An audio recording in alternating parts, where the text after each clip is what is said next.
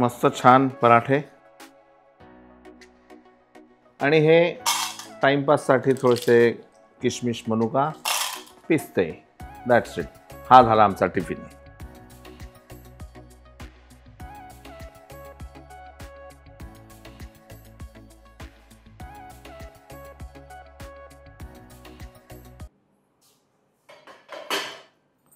चला डब्बे धुवून आले आणि हे डब्बे पाहिल्यानंतर तुमच्या लक्षात आलं असेल की आता टिफिनची तयारी सुरू झालेली आहे. शाळांचे दिवस आले आहेत आणि शाळांचे दिवस म्हणजे टिफिन. आणि आजकाल माहिती का की सगळ्या शाळांमध्ये सूचनापत्र आलेलं आहे की मुलांना टिफिनमध्ये फापट पसारा न देता वरण भात भाजी पोळी तत्सम असं फूड द्या, जे बेसिक आपलं भारतीय अन्न आहे. मिलेट्सचा वापर करा. तर त्यानुसार आता आपण डब्बे जे आहेत ते द्यायला पाहिजे. तर उसळ म्हणजे कडधान्यांना फोडणी घालून त्याचा भाजी आमटी केलेला प्रकार, नाही का. पण प्रत्येक वेळी कडधान्य वापरणं किंवा मोड आलेले कडधान्यच वापरणं गरजेचं नाही.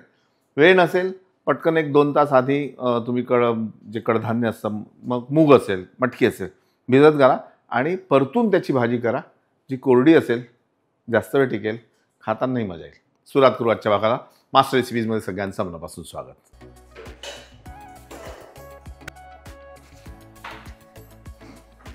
3-4 तास भिजवलेले मूग, त्याच्यानंतर बारीक चिरलेला लसूण, चिंचेचा कोळ आणि बेसिक मसाल्याच्या डब्यामध्ये जे काय साहित्य उपलब्ध असतं ते साहित्य आपण घेणार आहे. तेल आपण यामध्ये. फोडणीसाठी एक टिप तुम्हाला देतो, ती अशी की आपण कित्येक वेळा असं एखादं कडधान्य असतं किंवा ड्राय भाजी असते की तिला नुसती हिंग मोहरी याची फोडणी असते, कांदा वगैरे आपण त्याच्यात घालत नाही.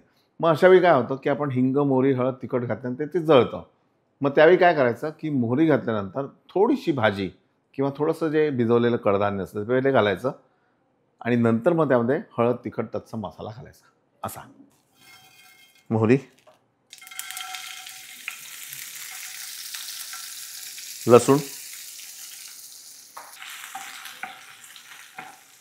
आता नंतर यामध्ये आपण घालू थोडंसं तिखट, हळद आणि हिंग. आता हे छान परतून घेऊ आणि छान खमंग परतल्यानंतर यामध्ये आपली भिजलेली मूग,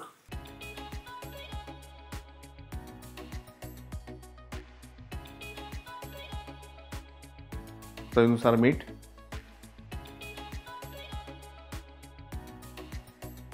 आणि अगदी थोडंसं पाणी. ह्याला आपल्याला सुकं ड्राय असं बनवायचं आहे. थोडं पाणी आणि मंद आचेवर ह्याला आपण शिजू देऊ. एक महत्त्वाची टीप तुम्हाला देतो, ती अशी की ज्यावेळी अशा पद्धतीचा आपण एखादा कडधान्याचा प्रकार करतो की जो ड्राय असेल, तर त्यामध्ये चिंच जर आधी घातली तर शिजायला वेळ लागतो. शिजतं पण वेळ लागतो. म्हणून हे सगळं झाल्यानंतर जेवढी हवी तेवढी चिंच घाला, गूळ घाला आणि फिनिश करा.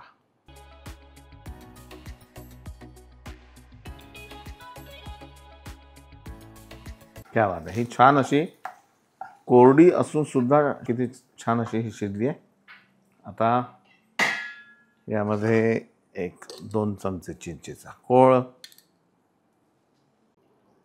गरम मसाला, थोडी धने पावडर, थोडी जिरे पावडर आणि गूळ. ये बात. आता पुन्हा ह्याला एकत्र करायचं आणि पुन्हा 5-7 मिनिटं आपण झाकून ठेवू.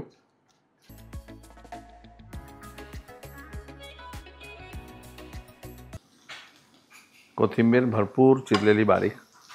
क्या बात आहे.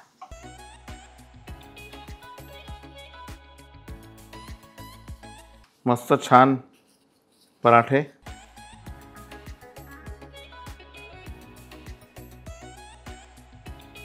आणि हे टाइमपाससाठी थोडेसे किशमिश मनुका पिस्ते. That's it. हा झाला आमचा टिफिन. मजा आहे की नाही या टिफिनमध्ये. आता टिफिन तयार झाल्यानंतर आमच्याकडे गिराईक पण आलेलं आहे बरं का.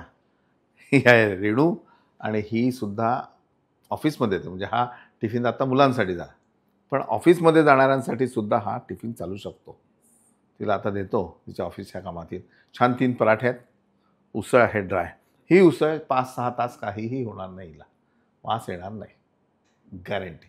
पाहता मास्टर रेसिपीज लाईक करा, सबस्क्राईब करा, शेअर करा.